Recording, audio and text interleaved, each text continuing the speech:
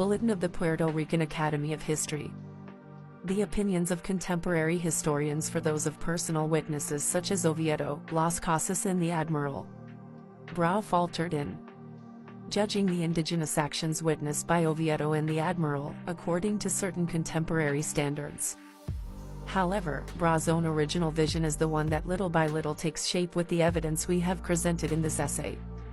In this sense, it is worth examining Brau's very weak attempt at justification for the supposed need that he claimed to proceed to reject this almost perfect description of the socio-political state of the Ricain at the date of its discovery.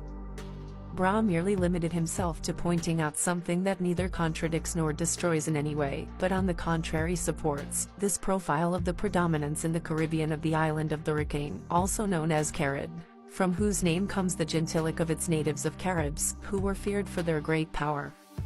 Brau recognized that the indigenous people of the entire Caribbean Sea region had migrated from South America and that they all spoke the Araguaca language only, with the natural regional variations.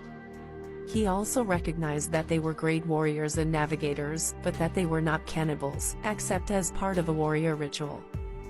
In his alleged rejection of ethnologists, Brau demonstrated on the contrary, that the island of the Ricain or Carib could have been the great center of Antillean power, and not that the so-called Caribs came only from the Lesser Antilles, known by the name of Windward Islands in their origin. All the Caribs were migrants from South America, crossing from island to island from the continent until they reached the first Great Antilles, which was the one where, due to its larger size, wide valleys, mighty rivers and large mountains, they managed to modify their precarious nomadic means of life of mere subsistence, and develop a surplus agriculture.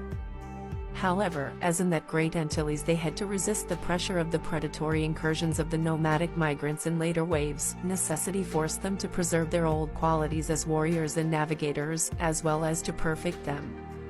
Brau commented, the Caribbean race, spread throughout the vast territory that extends from Ecuador to the Antilles, was distinguished by its warlike and enterprising spirit.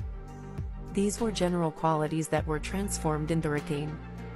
Such characteristic modifications between one Antilles and another could not be analyzed by the vast majority of the early colonizers. Hence, despite the statements of Columbus, Oviedo, Bernaldez and other writers on the identity of customs, language and rites, the belief that the Windward Islands were inhabited by a race different from the one that populated the islands prospered.